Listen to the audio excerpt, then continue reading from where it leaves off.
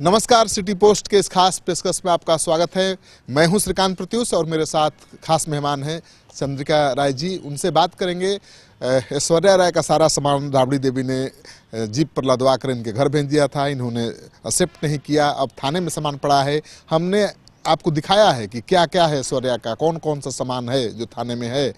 अब क्या मामला है और क्यों इन्होंने एक्सेप्ट नहीं किया, ये जानने की कोशिश करेंगे।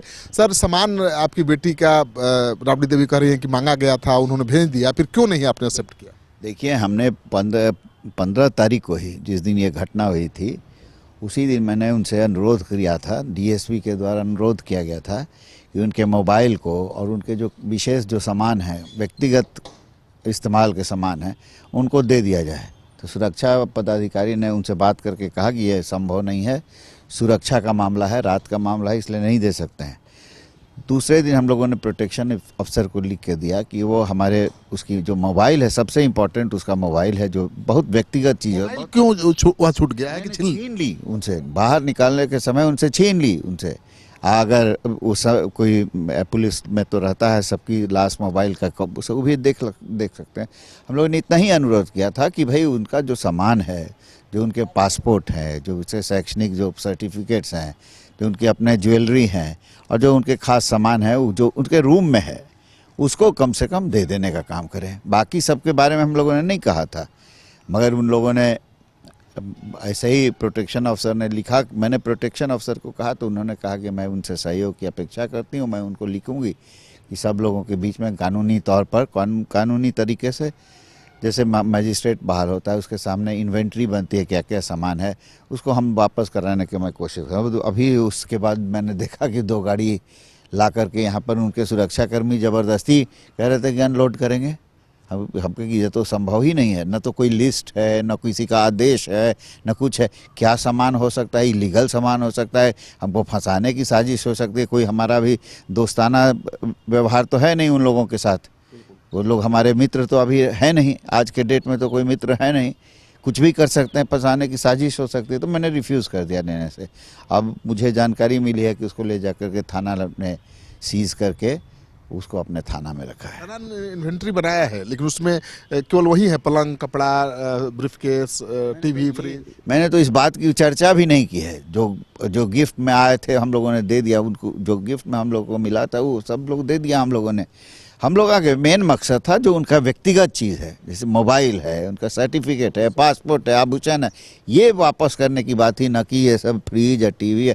वो दिया गया था क्या क्या सामान है, मगर हम लोगों ने व्यक्तिगत रूप से अनुरोध यही किया था कि ये देने का काम करें। लेकिन वो थानेदार का कहना है कि जो बना है लिस्ट पर, इन्वेंट्री बना है, उसमें आभूषण तो है नहीं। देखिए, जो भी कार्य हुआ है, और ये प्रोटेक्शन अफसर ने भी मैंने बात किया, उन्होंने कहा कि ये गैर कानूनी काम हुआ है।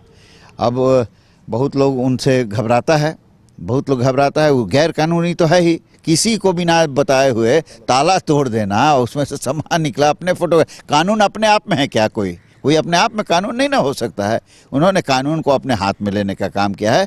इस पर निश्चित रूप से थाना प्रभारी या कोई भी एजेंसी उन पर केस दर्ज करने का काम करेगी। राबड़ी देवी का कहना है कि उन्होंने वीडियोग्राफी कराई है, पुलिस वालों के सामने खोला है, ताला तोड़ा है। मैंने कहा ना कि वो कानून अपने आप में नहीं हो सकते हैं, कानून की प्रक्रिया होती है, उसमें उनको मजिस्ट्रेट बुलाना है, थाना को बुलाना है, प्रोटेक्शन अफसर को बुलाना है, तब ताला तोड़ेगा या जो भी मजिस्ट्रेट बोलेंगे तब काम होता है। ऐसे नहीं होता, ये कानून नहीं ना है, अपने आप में कोई कानून नहीं है। तो आप क्या करेंगे अब आगे आपकी? अब हम अपने लॉयर से बात कर रहे हैं, देखें क्या कहते हैं वो। निश्चित रूप से ये तो बहुत घटिया काम हुआ है इन लोगों के द्वारा, और हम लोगों को कोई सूचना भी नहीं दिया कि आपके घर पर कोई सामान भेज रहे हैं। ये ऐसा तो हम आदमी ही नहीं देखा है इतना। आपको खबर भी नहीं किया गया? मुझे खबर भी नहीं किया। तो सिक्योरिटी ऑफिसर यहाँ तंग कर रहा था कि नहीं, हम जबरदस्ती यहाँ अनलोड करेंगे। तो मैं निकला, हम कहे क्या बात है, तो कहा कि हम लोग को प्रोटेक्शन अफसर का हमके आदेश दिखाओ। तो मैंने जब डीजीपी को फ़ोन करना शुरू किया तो 5 उसके सुरक्षाकर्मी भाग गए वहाँ से, गाड़ी वाड़ी छोड़ करके।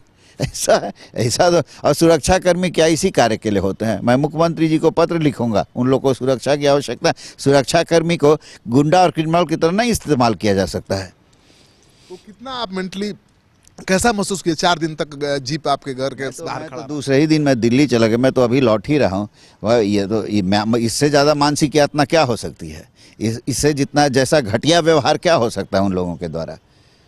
तो आप देख रहे हैं कि बहुत आहत है चंद्रिका राय और ये कह रहे हैं कि बगैर किसी सूचना के ताला तोड़वाया गया और सामान भिजवा दिया गया। कैसे सामान लें? मुझे भी सूचना नहीं दिया कि आपके यहाँ सामान भिजवाया जा रहा है। सिक्योरिटी ऑफिसर जबरदस्ती यहाँ कर रहा था। मेरे सिक्योरिटी ने कह दिया कि साहब का आदेश है, कोई नहीं घुसेगा, नहीं तो आप ही लोग पर केस दर्ज होगा। जब मैंने डीजीपी साहब को फ़ोन लगाने लगा तब ये पांचों भाग खड़े हुए। उनके साथ 2-3 कुछ संदिग्ध व्यक्ति भी थे, वो सब एक साथ भाग खड़े तो हुए। आरोप लगा रहे हैं कि उनके ड्राइवर सबके साथ मारपीट किया गया, उनको भगाया गया। कहाँ ड्राइवर का तो स्टेटमेंट रिकॉर्डेड है उनका पहले का कि कहाँ क्या हुआ है, वो तो पहले से रिकॉर्ड टीवी वालों ने लिया है, उनका पहले ही का रिकॉर्ड किया हुआ है। तो आप देख रहे हैं कि चंद्रिका राय का कहना है कि जिस तरह से कानूनी प्रक्रिया को धत्ता बताते हुए ताला तोड़कर सामान इनके दरवाजे पर भेज दिया गया, भला ये कैसे स्वीकार करते? क्योंकि अब जो रिश्ता है वो रिश्ता रह नहीं गया है, अब तो दुश्मनी की हद तक बात चली गई है। ऐसे में क्या उन्होंने भेजा है, कैसे बगैर किसी कानूनी प्रक्रिया के उसको एक्सेप्ट किया जा सकता है? तो इन्होंने सहजता के साथ उसे लौटा दिया, उसे स्वीकार नहीं किया और पुलिस ने रात में थाने पर सारा सामान अनलोड कराया। क्योंकि ट्रक ड्राइवर भी 4 दिन से फंसा हुआ था, उसका मालिक परेशान था क्योंकि सामान राबड़ी देवी वापस लेने को तैयार नहीं थी, चंद्रिका राय उसे एक्सेप्ट करने को तैयार नहीं थे। क्योंकि इनका कहना है कि कानूनी प्रक्रिया के तहत जो कार्रवाई होनी चाहिए थे वो हुई नहीं है। इसी तरह से किसी के घर कोई भी सामान भेज देना कहाँ तक जायज़ है? और इनका कहना है कि हमने पलंग, बेड, बिस्तर और टेलीविज़न की मांग नहीं की थी, जो दिया था हमने तो जो ज़रूरी कागजात थे ऐश्वर्या के, यानी शैक्षणिक योग्यता से संबंधित सर्टिफिकेट्स थे, पासपोर्ट था, मोबाइल था, उसे मांगा था, जो आज तक नहीं मिला। और सूत्रों के अनुसार जो खबर है कि थाने में जो सामान की इन्वेंट्री बनी है उसमें कोई आभूषण जैसा चीज़ है नहीं। तो आगे बात बढ़ सकती है। अब अपने कानूनी सलाहकारों से विचार विमर्श करने के बाद क्या आगे कार्रवाई करेंगे उस पर भी सिटी पोस्ट की नज़र बनी रहेगी। आपका सहयोग समर्थन सिटी पोस्ट को लगातार मिल रहा है, इसके लिए बहुत बहुत आभार।